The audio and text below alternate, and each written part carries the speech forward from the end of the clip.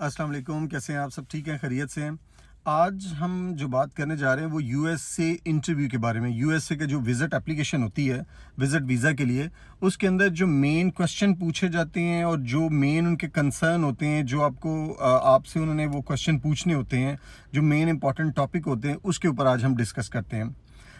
Last video के ऊपर कुछ लोगों के कमेंट्स थे कि सर आप थोड़ा शॉर्ट बताते हैं। देखिए, मैं शॉर्ट नहीं बता रहा, मैं आपको बात पूरी बता रहा हूँ, लेकिन मैं वो सिर्फ वॉच टाइम के लिए बात को लंबा नहीं करता। मैं कहता हूँ कि थोड़े टाइम के अंदर जो हमारी इंपॉर्टेंट बात है वो आप तक पहुँचे। तो हम स्टार्ट करते हैं यूएस विजिट वीज़ा के जो इंटरव्यू एम्बेसी में, उसके हवाले से।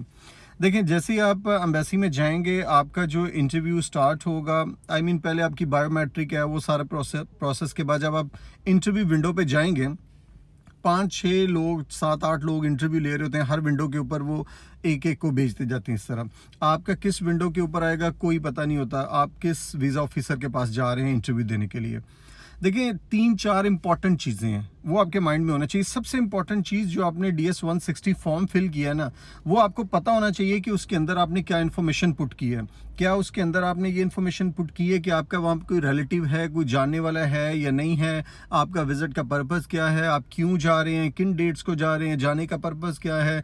इधर आप यूके से जो वीज़ा अप्लाई किया आपने, उधर यूएसए के लिए, आप यूके में आपका क्या स्टेटस है, स्टडी कर रहे हैं, कब कंप्लीट हो रही, जो इन्फॉर्मेशन आपने पुट की है उस DS 160 फॉर्म के अंदर, वो आपको प्रॉपरली याद होना चाहिए, पता होना चाहिए आपने क्या उसके अंदर लिखा है। ठीक है, नंबर 1 सर। नंबर 2, जैसे ही आप विंडो पे जाएंगे, वो ज़ाहिर आपसे ग्रीटिंग्स में हेलो, उसके बाद आपसे स्टार्ट करेगा। पहले उसका क्वेश्चन होना जी, आप क्यों जाना चाहते हैं यूएसए विजिट के लिए, व्हाट्स द पर्पज़। आपने अपना पर्पज़ बताना है। आप अपनी वहाँ पे किसी फैमिली को मिलने जा रहे हैं, आप एज अ टूरिस्ट जा रहे हैं, आप किसी बिजनेस ट्रिप पे जा रहे हैं, आप क्या लेने जा रहे हैं, आपने ये उसको एलैबोरेट करना है। देखिए, पूरे इंटरव्यू के अंदर उसको कोई आपका डॉक्यूमेंट नहीं चाहिए। वो आपसे कोई डॉक्यूमेंट नहीं पूछेंगे कि मुझे फ़लाँ डॉक्यूमेंट दें, फ़लाँ दें, और मैं उस डॉक्यूमेंट को देख के आपको असेस करूँगी। नहीं, उसने आपके वर्बली जो आपने बोलना है ना, उसके ऊपर सारी की सारी आपकी असेसमेंट होनी है। तो लिहाजा सबसे पहला वो कहेगी जी आपका पर्पज़ क्या है वहाँ पे जाने का। आपने ज़ाहिर उसको वो बताना है, और पर्पज़ आपका वही आपने बताने की कोशिश करनी है जो कि आपने अपने DS 160 फॉर्म के अंदर लिखा हुआ है। ठीक है जी। अगर डिफरेंट होगा तो वो फौरी काउंटर करेगी, या वो अगर काउंटर नहीं करेगी तो वो अपना माइंडसेट बना लेगी जी इस बंदे को वीज़ा नहीं देने, इसको पता ही नहीं है पहले क्या कह रहा है, अब क्या कह रहा है। लिहाजा आपका जो आंसर है वो तकरीबन सेम होना चाहिए जो आपने DS 160 के अंदर बोला है, लिखा है, और जो आप वहाँ पे इंटरव्यू में कह रहे हैं। Number 1 sir. नंबर 2, वो कहेगी कि do you have any relative, यानी कि क्वेश्चन ज़ाहिर है आगे पीछे हो जाते हैं, लेकिन मैं जो इंपॉर्टेंट क्वेश्चन उनकी बात कर रहा हूँ। आपका कोई रिलेटिव है वहाँ पे? अगर रिलेटिव है तो सर आपके पास उसकी कंप्लीट इन्फॉर्मेशन डिटेल होनी चाहिए, उनका नाम पता होना चाहिए, वो कहाँ पे रहते हैं, उनका एड्रेस पता होना चाहिए, वो पूछ सकती है। ठीक है, और जाहिर बात है ये बात भी आपने DS 160 फॉर्म के अंदर लिखी होगी, तो लिहाजा ये 2 चीज़ें आपको कंफर्म होनी चाहिए। अगर तो वो माइंडसेट उसने बना लिया है कि इस बंदे को वीज़ा देना है, तो अगेन वो आपसे इंटरोगेट 1-2 और चीज़ें करेगी। वो आपसे पूछ सकती है, अगर आप स्टूडेंट हैं यहाँ पे, कि आप कौन सी स्टडी कर रहे हैं। ठीक है, आप यूके के अंदर कौन सी स्टडी कर रहे हैं, किस स्टेटस के ऊपर हैं, ये आपने उसको डिफाइन करना है। उसके बाद वो पूछ सकती है कि आपके फंड्स कहाँ से आए हैं, आपको फंड्स कहाँ से मिले हैं ये सारे ट्रिप के लिए, आपके पास सफिशिएंट फंड्स हैं। बैंक स्टेटमेंट नहीं देखेगी, लेकिन वो कहेगी सफिशिएंट फंड्स हैं। आप कहेंगे हैं, वो कहेगी कहाँ से हैं, सोर्स क्या है। ज़ाहिर है फॉर्म के अंदर आपने लिखा होगा आप कोई जॉब कर रहे हैं, आपकी जॉब की सेविंग है, या आप पाकिस्तान से साथ लेकर आए थे, या वट एवर, आपने जो भी उसके अकॉर्डिंगली उसको बताना है, ट्रू बताना है, गलत बताने की ज़रूरत नहीं है।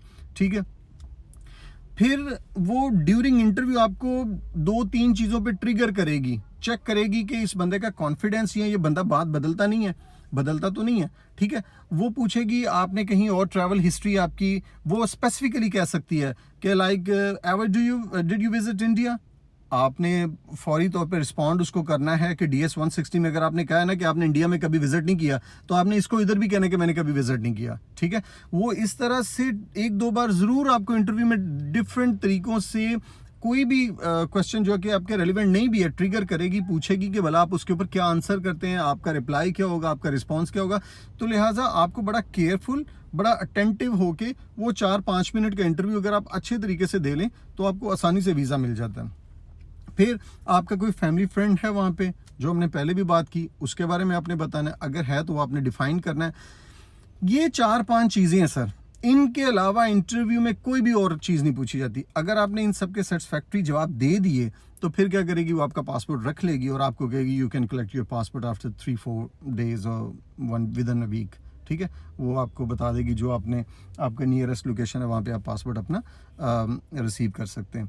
लिहाजा यूएसए के बारे में ये बेसिक इंटरव्यू का जो क्राइटेरिया था वो मैंने आपको बता दिया, और इससे बाहर नॉर्मली विजिट वीज़ा के कोई क्वेश्चन नहीं होता।